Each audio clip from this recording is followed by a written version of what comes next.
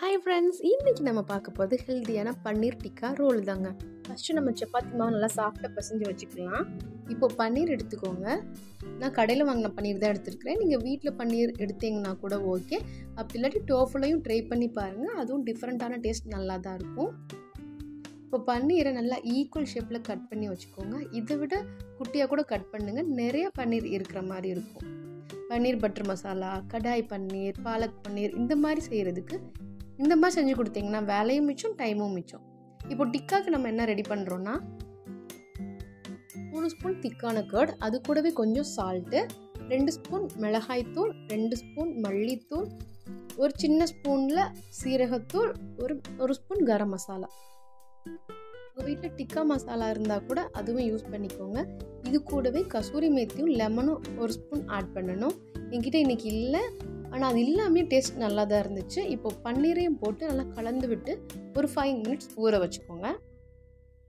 சைடில் ஊறிட்டு இருக்கும்போதே ஒரு பெரிய வெங்காயம் நீட்டமாக, கேரட்டு, கேப்சிகம் தேவையான அளவு நீட்டமாக கட் பண்ணி வச்சுக்கோங்க.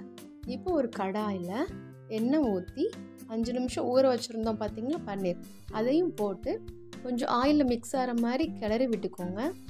ஒரு 2 மினிட்ஸ் கழித்து திறந்து பார்த்தீங்கன்னா இந்த மாதிரி தண்ணி விட்டுருக்கும்.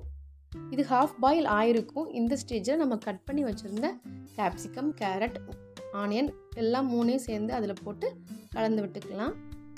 இப்போது இது கூட கொஞ்சம் சால்ட் ஆட் பண்ணிக்கோங்க. ஏன்னா நம்ம வெஜிடபிளுக்கு இதில் கொஞ்சம் ஆட் பண்ணால் தான் நல்லாயிருக்கும். காரமும் எல்லாம் மசாலாவில் கரெக்டாக இருந்துச்சு. அது நல்லா மிக்ஸ் பண்ணி விட்டுட்டு மூடி வச்சுக்கோங்க.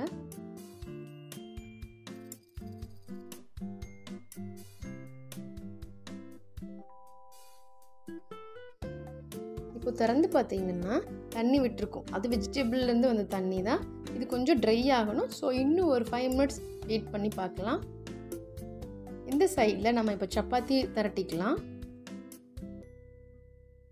யாருக்கெல்லாம் சப்பாத்தி ரவுண்ட் ஷேப்பில் வருங்க? எனக்கு இன்னமுமே சப்பாத்தி ரவுண்ட் ஷேப்பில் வர மாட்டேங்குது. எங்கள் அம்மா கல்யாணம் ஆகும்போது சொல்லுவாங்க, சப்பாத்தி ஒழுங்காக ரவுண்டாக போட கற்றுக்கோன்னு. எனக்கு இன்னமும் அது அமீபா ஷேப்பில், ஸ்கொயர் ஷேப்பில், ரெக்டாங்கிள் ஷேப்லலாம் வருதுங்க. எவ்வளோ ட்ரை பண்ணியும் வரல. இன்றைக்கி என்னமோ நல்லா வந்துருச்சு. இப்போது ஹீட் பண்ண பேனில் சப்பாத்தி மாவை போட்டுக்கலாம்.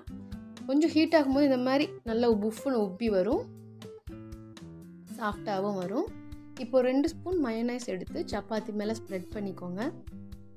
இது நல்லா ஸ்ப்ரெட் பண்ணதுக்கப்புறம் நம்ம ஆல்ரெடி செஞ்சு வச்சுருக்கோம் பார்த்தீங்களா பன்னீர், அதை எடுத்து அந்த சப்பாத்தியோட சென்டரில் போட்டுக்கோங்க.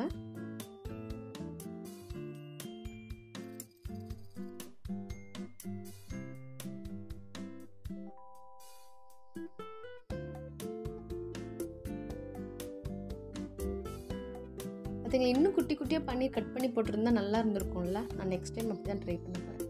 இப்போ சப்பாத்தியை நல்லா டைட்டாக ரோல் பண்ணி ஒரு ஷேப்பில் கொண்டு வந்து அதை சைடு வாக்கில் கத்தி வச்சு கட் பண்ணுங்கள்.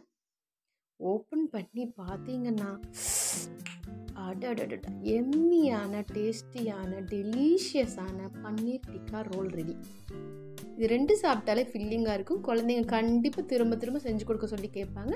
நீங்கள் வீட்டில் ட்ரை பண்ணி பார்த்துட்டு எப்படி இருந்துச்சுன்னு கமெண்ட்டில் சொல்லுங்கள்.